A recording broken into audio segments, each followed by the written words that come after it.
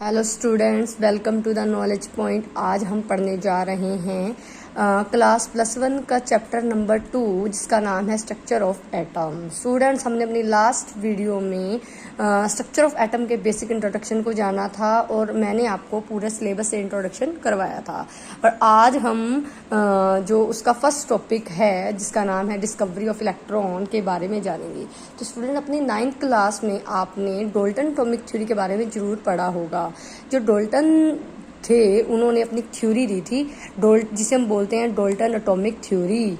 ये जो Dalton atomic theory थी ये बहुत ज़्यादा समय तक एक्सेप्टेबल रही और उसने काफ़ी चीज़ें बताई थी। और जो बात बताई थी डाल्टन साहब ने वो ये थी कि एटम जो धरती पे मैटर है या अर्थ पर हर चीज़ या मैटर कोई भी सब्सटेंस है वो क्या है, एटम से मिलकर बना होता है। और एटम क्या है, उसका फंडामेंटल पार्टिकल है। और उन्होंने ये भी बताया था कि एटम डिविजिबल नहीं है, यानी एटम को तोड़ा नहीं जा सकता। ये इनकी बहुत मोस्ट इंपॉर्टेंट बात थी। डाल्टन साहब की थ्योरी ने काफ़ी लॉज को एक्सप्लेन कर दिया था, जैसे law of conservation of mass हो गया, लॉ ऑफ कॉन्स्टेंट कंपोजिशन हो गया, लॉ ऑफ मल्टीपल प्रोपोर्शन हो गया। ये सारे उन्होंने एक्सप्लेन कर दिए थे। और उन्होंने बोला था कि it also explain the atom is a fundamental particle. लेकिन जैसे जैसे समय बीता बहुत सारे साइंटिस्ट आए, उन्होंने अपनी अपनी थ्योरीज दी, स्टडीज़ की और उन्होंने बताया क्या कि एटम एक नई बात बताई कि जो एटम है इज डिविजिबल, यानी कि एटम को तोड़ा जा सकता है। और बहुत सारे एटम्स के अंदर एग्जिस्ट करने वाले सब एटॉमिक पार्टिकल्स के बारे में भी बताया, ये लिखा हुआ है। बट आफ्टर मैनी ईयर्स, बहुत साल बाद, लगभग 100 साल डाल्टन की थ्योरी को माना गया। 100 साल बीतने के बाद after many years various kind of सब एटॉमिक पार्टिकल्स वर डिस्कवर्ड। बहुत सारे सब एटॉमिक पार्टिकल डिस्कवर किए गए, जिनमें से एक हमारा सब एटॉमिक पार्टिकल है इलेक्ट्रॉन।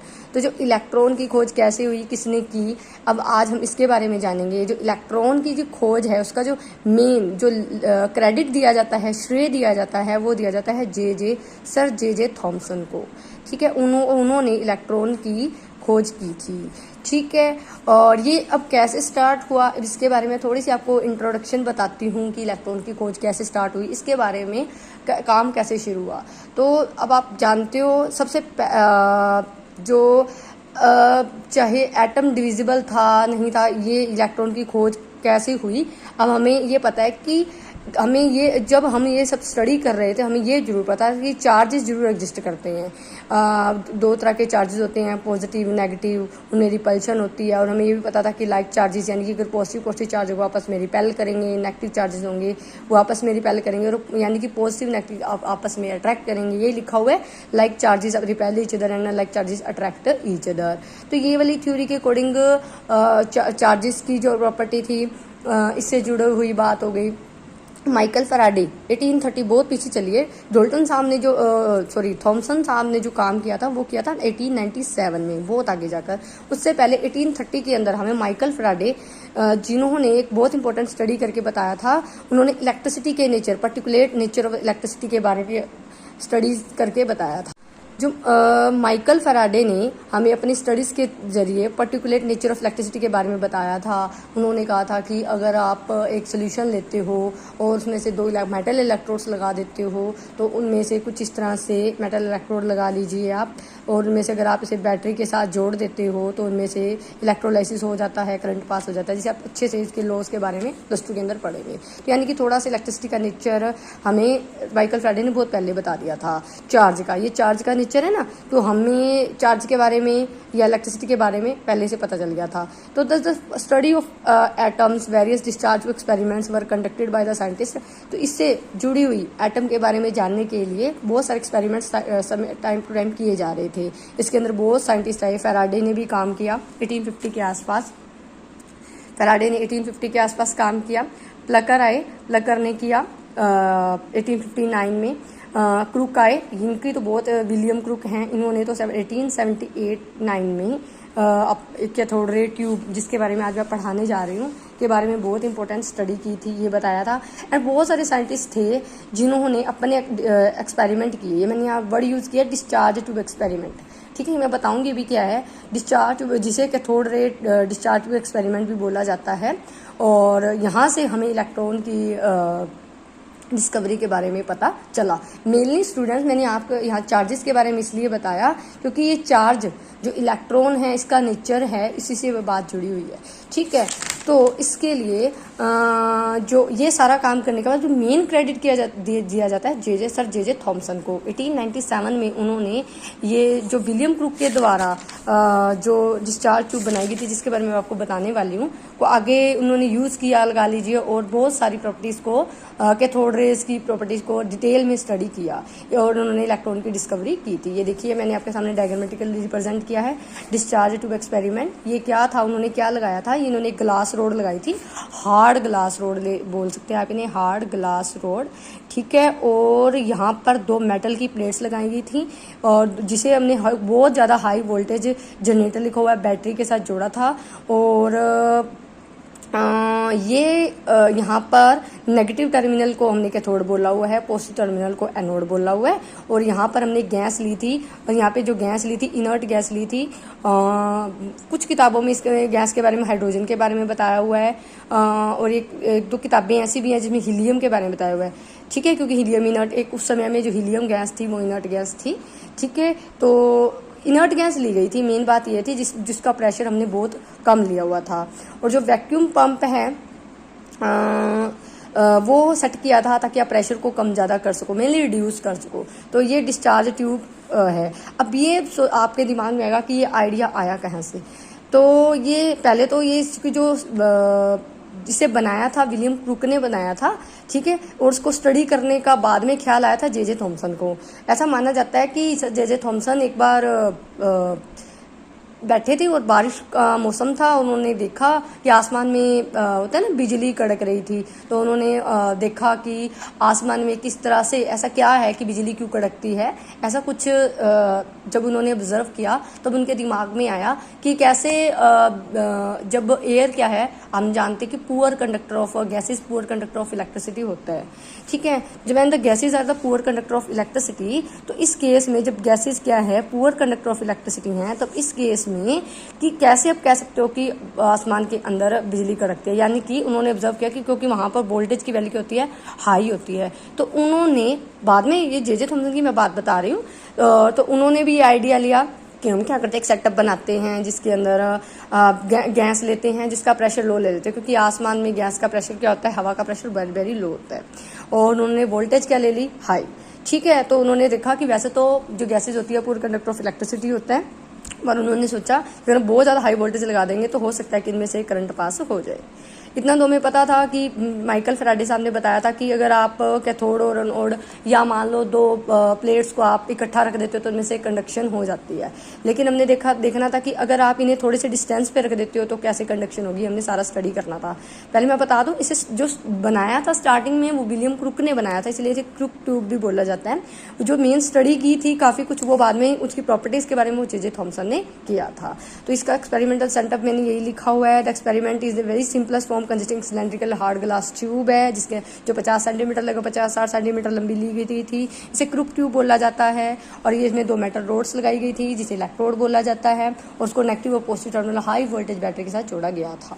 ठीक है, अब देखा गया जब हमने बहुत ज़्यादा हाई वोल्टेज लगाया और हमने एक्सपेरिमेंटल सेटअप किया तो क्या क्या ऑब्जर्वेशन हुई। तो ये ऑब्जर्वेशन मैंने यहाँ लिखी हुई है, मैं आपको 1 बाय 1 बताती हूँ। तो उन्होंने सबसे पहले क्या किया, यहाँ पर 10,000 लगभग 10,000 वोल्ट की बैटरी, 10,000 लिख लीजिए, हाँ 10,000 वोल्टेज की बैटरी को मतलब लगाया गया, इंडक्शन को ले लीजिए, 10,000 वोल्ट तक की अप्लाई की वोल्टेज। तो हमने देखा, तो फर्स्ट ऑब्जर्वेशन में देखा, और यहाँ गैस का जो प्रेशर लिया गया 1 एटमॉस्फेयर लिया गया। तो हमने देखा कोई फर्क नहीं पड़ा, बिकॉज कोई करंट फ्लो नहीं हुआ, कुछ भी हमें फर्क देखने को नहीं मिला।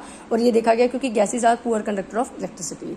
फिर हमने क्या किया, उन्होंने क्या किया, हम तो स्टडी कर रहे हैं कि प्रेशर को रिड्यूस कर दिया। उन्होंने लगभग प्रेशर को 1 एटमॉस्फेयर से घटाकर 10⁻⁻² एटमॉस्फेयर यानी कि 1 mm से 2 10 mm के आसपास कर दिया। और उन्होंने देखा जब हमने प्रेशर रिड्यूस किया तो इनमें जब ये देखा गया, तो मैं आपको यहाँ दिखाना चाहती हूँ, तो इधर से कैथोड से आती हुई हमें कुछ रेज जाती हुई दिखाई दी, किधर तक, एनोड तक। ठीक है, यहाँ से जा रही हैं और एनोड की तरफ जा रही हैं। आप इस तरह से एरो यहाँ मैं लगा देती हूँ आपको समझाने के लिए। जब प्रेशर क्या था, यहाँ देख लीजिए, ये थर्ड केस के लिए जब प्रेशर कितना लिया था हमने 10⁻²। ठीक है। और जब ये वाली केस लिया गया तो हमने देखा ये देखिए रेड कलर का दिखाया हुआ ना, ये वो केस ले लीजिए आप 10⁻⁻² एटमोसफेयर। तो रेड कलर की आपको या कुछ मतलब एक कलर दिखाई दिया यहाँ पर ग्लास ट्यूब के अंदर, एक coloured glow is observed as the current starts. ऐसा क्यों हुआ? क्योंकि करंट फ्लो होने लगा कैथोड टू एनोड, क्योंकि हमने गैस का प्रेशर कर दिया रिड्यूस। अब ऐसा क्यों हुआ ये बाद में स्टडी किया गया, ऐसा इसलिए हुआ होगा जो हमने गैस रखी है ना उसका हो गया आयनाइजेशन। अभी मैं आपको आयनाइजेशन का पूरा कंसेप्ट आगे बताऊंगी, लेकिन ये देखा गया कि गैस के मोलिक्यूल्स का क्या हो गया आयनाइजेशन, यानी कि जो यहाँ से इलेक्ट्रॉन है, उस समय हमें कुछ नहीं पता था, लेकिन ये बाद में स्टडी करके देखा गया कि जब यहाँ से अब आप इंडक्शन कोयल के साथ यहाँ से नेगेटिव और पॉजिटिव टर्मिनल से आप लगाओगे तो क्या होगा, यहाँ से इलेक्ट्रॉन जाएंगे, उस इलेक्ट्रॉन्स ने गैस के जो आपके एटम्स थे उनको फोर्स लगाया, जिसकी वजह से इनके इलेक्ट्रॉन्स ने अपने एटम से बाहर निकलना शुरू कर दिया। और जिसकी वजह से जब इलेक्ट्रॉन इनके बोम्बार्डमेंट, यहाँ से जो इलेक्ट्रॉन आ रहे हैं, यहाँ से मिला दीजिए, मैंने आपके समझाने के लिए लिखा हुआ था, जब यहाँ से जो आया इलेक्ट्रॉन्स आए, उन्होंने बोम्बार्डमेंट किया और यहाँ गैस के एटम्स से जो इलेक्ट्रॉन या मोलिक्यूल से जो इलेक्ट्रॉन निकले और इधर मूव करने लगे, तब गैस के आयनाइजेशन हुआ और फ्लो प्रोड्यूस हुआ, यानी कि लाइट ग्लो प्रोड्यूस हुआ, सॉरी। व्हेन और फिर हमने देखा कि हमने प्रेशर को और रिड्यूस कर दिया, 10⁻⁻⁴ एटमोस्फेरिक कर दिया। ठीक है, तो हमने देखा कि कलर तो डिसअपियर हो गया लेकिन करंट कंटिन्यूसली फ्लो करता रहा। और जब तीसरी बार जो मैं बता रही हूँ जो रेज आई, यहाँ पर तो मैंने विजिबल दिखा रखी हैं, वो इनविजिबल हो गई। ठीक है, और वो एक तरह से इनविजिबल रेज थी।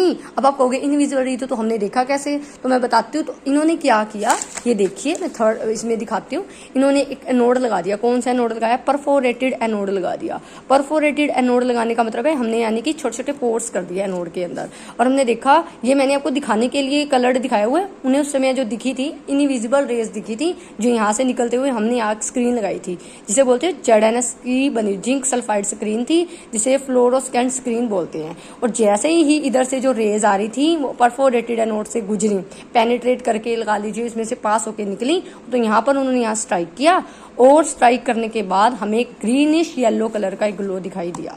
ठीक है, जिससे हमें प्रूफ हो गया कि कैथोड की तरफ से हमारे पास कोई ना कोई टाइप की रेज आ रही हैं जो एनोड की तरफ आ रही हैं। क्योंकि कैथोड की तरफ से आ रही थी तो हमें विलियम क्रूक के टाइम में कैथोड रेज टर्म दे दिया गया, उन्होंने इतना स्टडी कर दिया था, हमें ट्यूब मिल गई थी। ठीक है, तो ये मैंने आपको 3 डायग्राम बताए, जिसके अंदर मैंने बेसिक डायग्राम बताया। यहाँ पर मैंने आपको 3 केसेस बताए थे प्रेशर चेंज करने के लिए, कंफ्यूजन की बात नहीं है। पहले हमने 1 एटमॉस्फेयर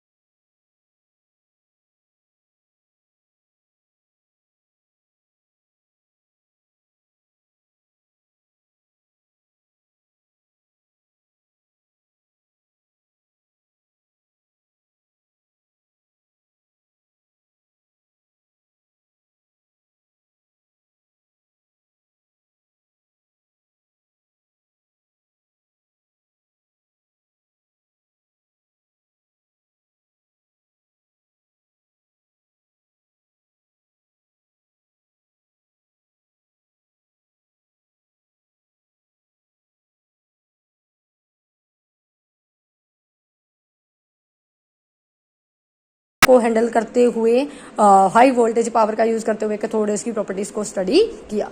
तो जब कैथोड की प्रॉपर्टी को स्टडी करने लगे तो उन्होंने भी कुछ इसी तरह का अपरेटस लगाया था और उन्होंने कैथोड और एनोड सेटअप किया, परफोरेटेड एनोड को यूज किया। तो उन्होंने देखा जो फर्स्ट प्रॉपर्टी क्या थी, ये देखा कि उन्होंने एक्सपेरिमेंटल सेटअप किया है। देखो ये मैंने आपको दिखा रखा है। इन्होंने देखिए हाई डीसी वोल्टेज लगाई हुई थी और ये कैथोड से कैथोड रेज आ रही है। तो उन्होंने कैथोड रेज की प्रॉपर्टी स्टडी करनी थी, इसलिए उन्होंने क्या रखा, ये लगा लीजिए एक व्हील टाइप, एक पैडल टाइप कुछ चीज थी जो उन्होंने इस रास्ते में रख दी। वो ये चेक करना चाहते थे कि कैथोड रे का मोशन कैसा होता है। तो उन्होंने देखा जो कैथोड रेज होती हैं जब इस रास्ते में जा रही थी तो जो पैडल था इसकी देखो ये शेडो है, ये ऑब्जेक्ट है और ये इसकी शेडो बनी। तो यानी कि अब देखो शेडो किसी वस्तु की कब बनती है, अब जब हम लाइट के अंदर शेडो का केस पढ़ते हैं तो यही होता है ना कि लाइट क्या होती है, स्ट्रेट लाइन मूव करती है, जिसकी वजह से हर ऑब्जेक्ट जिसके ऊपर लाइट पड़ती है उसकी शेडो बनती है और उसके पीछे बनती है। तो उन्होंने देखा कि जब हमने पैडल रखा तो उसकी भी शेडो उसके पीछे बनी। इससे उन्होंने अंदाजा लगाया और बताया कि दे produces a sharp shadow of the object place in their place in their path. उनके रास्ते में कोई भी ऑब्जेक्ट रखा तो उन्होंने इन रेज को बोला कि जो कैथोड रेज होती हैं वो स्ट्रेट लाइन में मूव करती हैं। डायग्राम में आपको यही दिखाया गया, ये ऑब्जेक्ट था, ये उसकी शेडो है। कैथोड रेज अपने रास्ते में कोई ऑब्जेक्ट की शेडो बनाती है। ठीक है, ये जिंक स्क्रीन के ऊपर शेडो बन रही है, जेडएनएस स्क्रीन लगाई हुई है जिसे फ्लोरोसेंट स्क्रीन बोला जाता है। अब मैं बता देती हूँ फ्लोरोसेंस आपके दिमाग में आ रहा है कि फ्लोरोसेंस क्या होता है। पहले भी मैंने आपको फ्लोरोसेंस बताया। फ्लोरोसेंस एक टाइप के मटेरियल होते हैं, ठीक है, जो मटेरियल्स एक ऐसी प्रॉपर्टी होल्ड करते हैं, ऐसे केमिकल्स होते हैं कि अगर आप उनके ऊपर विजिबल लाइट डालोगे ना तो वो विजिबल लाइट को वैसे ऑब्जॉर्ब करेंगे और साथ के साथ उसे एमिट करेंगे, रेडिएट करेंगे। जो उन्होंने रेडिएशन को ऑब्जॉर्व किया लिखा हुआ है, it is ability of chemicals, certain chemicals to give off visible light after absorbing radiation. उन्होंने यूवी रेज या नॉर्मल लाइट भी उन्होंने ऑब्जॉर्व की और उसी को वो विजिबल लाइट की फॉर्म में रेडिएट करेंगे। इन्हें फ्लोरोसेंस मटेरियल कहते हैं। एग्जांपल मैंने आपके लिए लिखी है, जैसे रूबी हो गया, आपने रूबी का वो देखा होगा, क्वार्ट्ज देखिए, जिप्सम देखिए, ठीक है। जो रूबी है, क्वार्ट्ज है, आप यहाँ देख सकते हैं। तो जो क्वार्ट्ज है, जिप्सम है, ये जो है फ्लोरोसेंस के एग्जाम्पल आपके सामने, ठीक है।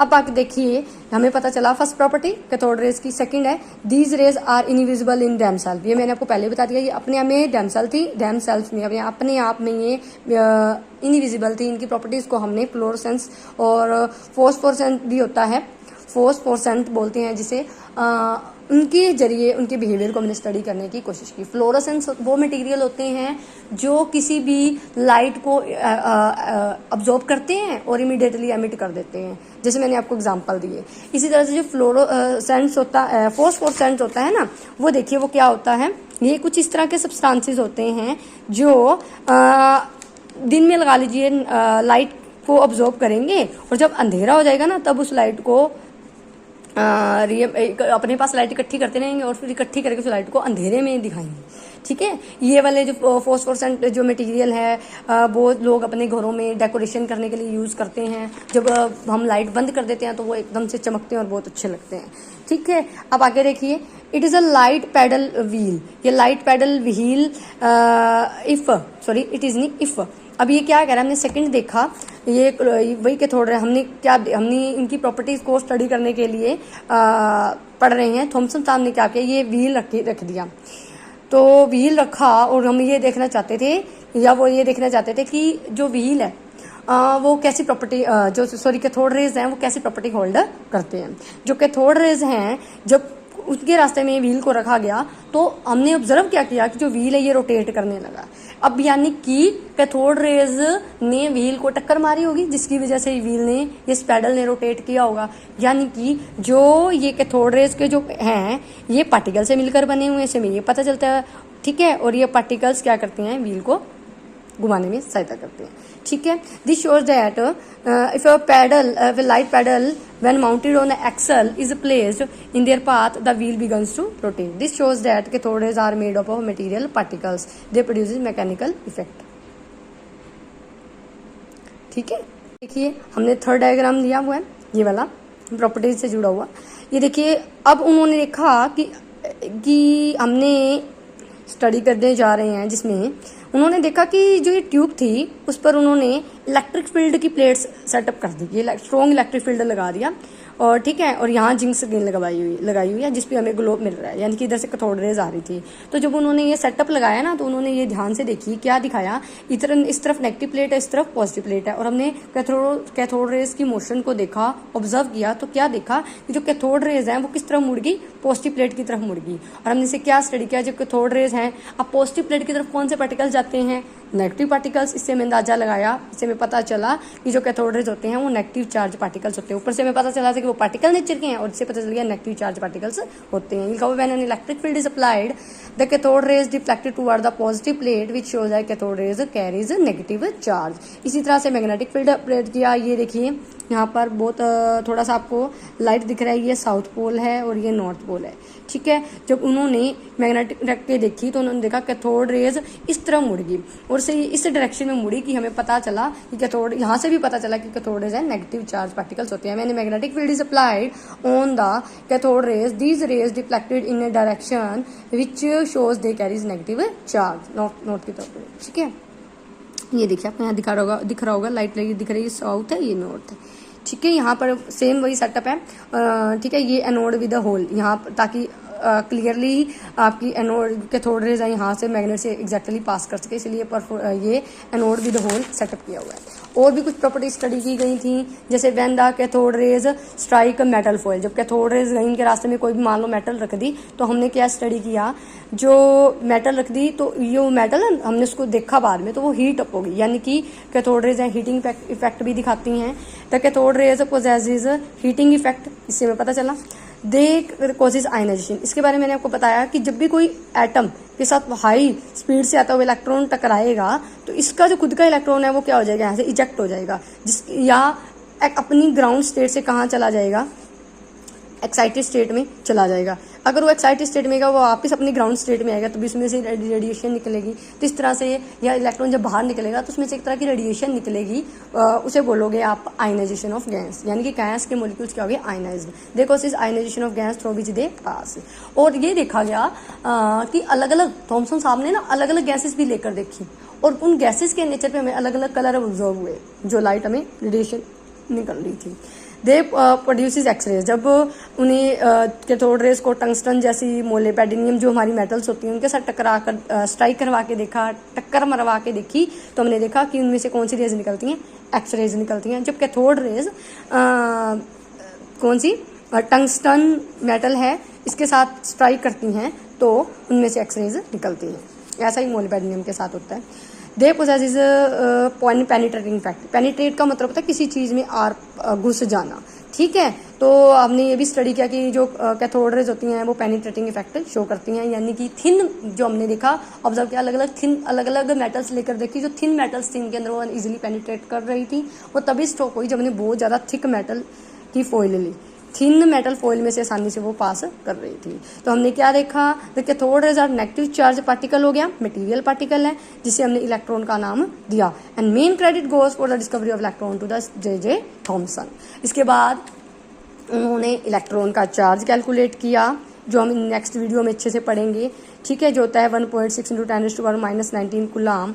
मास कैलकुलेट किया उसके बारे में, उसके लिए उन्होंने एक electron charge by mass ratio वाला एक्सपेरिमेंट किया था, ठीक है, और जिसे हम नेक्स्ट वीडियो में अच्छे से डिस्कस करेंगे। तो आज हमने पढ़ा डिस्कवरी ऑफ इलेक्ट्रॉन के बारे में कि कैसे डोल्टन की थ्योरी को से लेते हुए अलग अलग साइंटिस्टों ने चार्ज की पार्टिकल का नेचर ध्यान में रखते हुए माइकल फैराडे की थ्योरी या अलग अलग साइंटिस्टों की कोशिशों के दौरान बाद कैसे थॉमसन साहब ने अपना एक्सपेरिमेंट किया, कैथोड ट्यूब का, क्रुक्स ट्यूब का कैसे सेटअप लिया हमने, उसे स्टडी किया, ठीक है। और पूरा एक्सपेरिमेंटल सेटअप पढ़ने के बाद हमने कैथोड ट्यूब का ऑब्जर्वेशन किया कि एक्सपेरिमेंट कैसे कैसे किया, क्या क्या ऑब्जर्वेशन आई, ठीक है, 3 ऑब्जर्वेशन ली थी। उसके बाद मेन जो स्टडी की थी जे थॉमसन सर ने की थी, उन्होंने 1897 में और काफ़ी सारी कैथोड रेज की प्रॉपर्टीज़ को बताया था कि वो स्ट्रेट लाइन में जाती हैं, इनविजिबल होती हैं,